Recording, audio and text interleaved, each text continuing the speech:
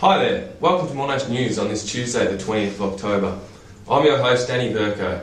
Coming up on the show we discuss some important issues about food waste and food loss in the City of Melbourne and also on a global scale. Globally, food loss and waste have major impacts on our environment, and the Food and Agricultural Organisation estimated that yearly global food loss and waste quantity was roughly 30% of cereals, 40 to 50% of root crops, fruits and vegetables, 20% of oilseeds, meat and dairy products, and a staggering 35% of fish.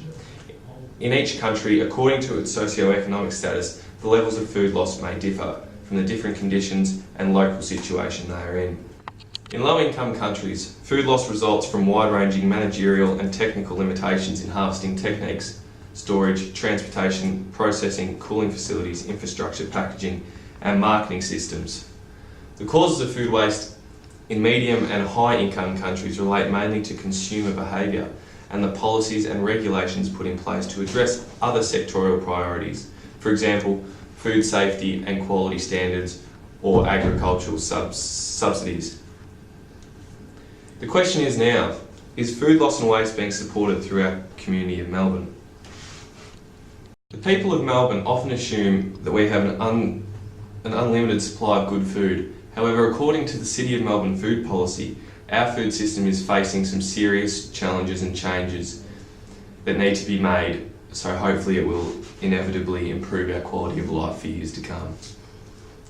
Some challenges Melbourne are facing, according to the City of Melbourne food policy: 5,000 adults ran out of food and weren't able to afford more in the last 12 months. Many people rely on emergency food relief services. 40% of household rubbish sent to landfill in Melbourne is organic waste. 40,000 tonnes of organic waste from food and retail services. All these challenges Melbourne are facing need solutions.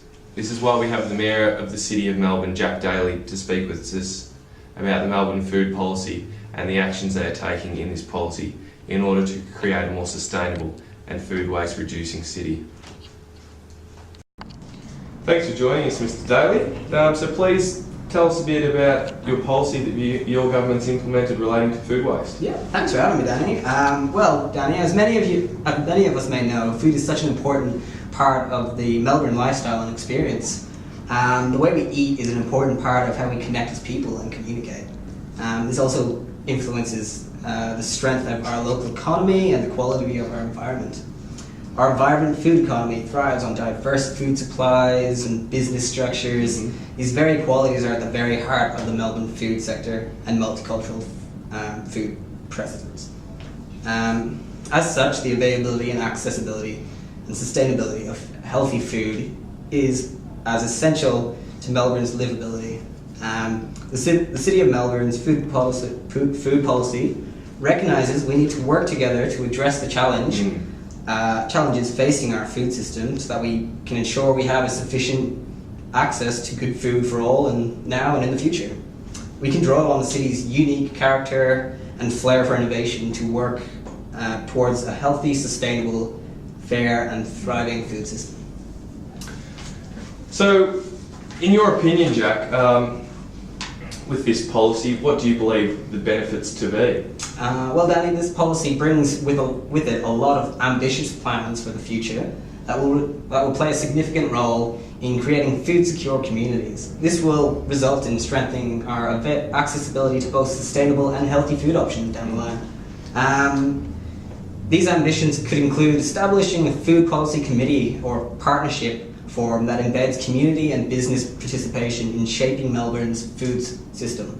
This will create opportunities for everyone to learn about good food, how to grow it, cook it and eat it.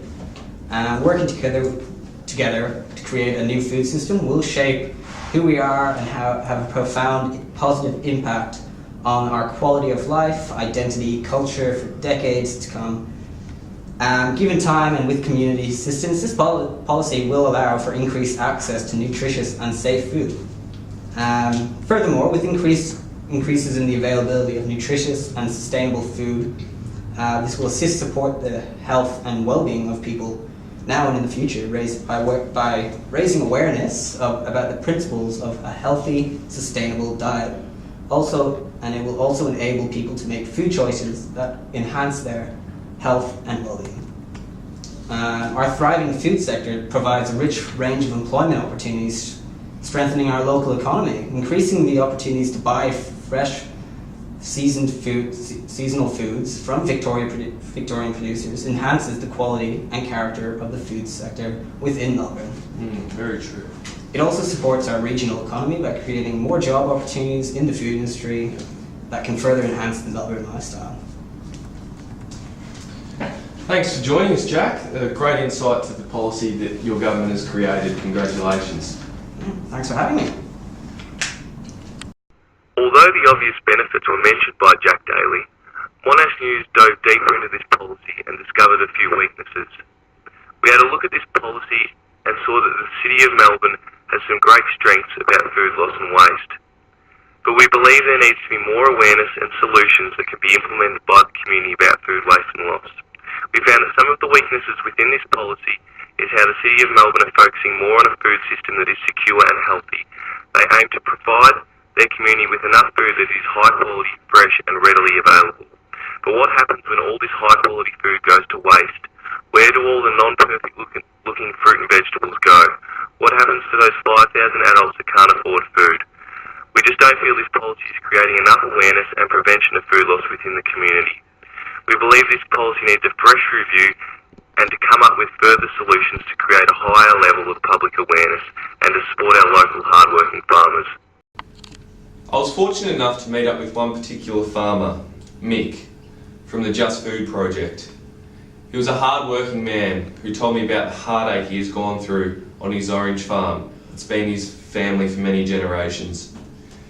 Mick advised that he has to throw out any oranges that have green blemishes on them, or any sort of blemishes for that matter, as customers simply will not buy them.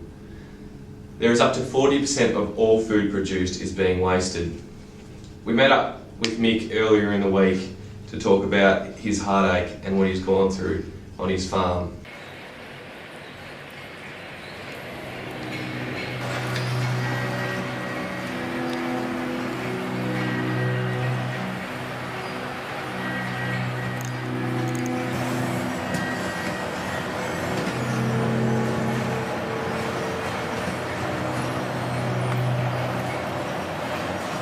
This is our sorting table where the fruit goes across the table, and we just reject anything that's got a green blemish or blemished skin, because people won't buy it if it looks blemished. So what I do sometimes is, while I'm working, I just cut some fruit and try it for sweetness and quality, and that one is yeah, absolutely fantastic. Blood orange juice is probably my favourite, with a little bit of vodka. Yeah, or maybe a little bit too much vodka sometimes when I can relax.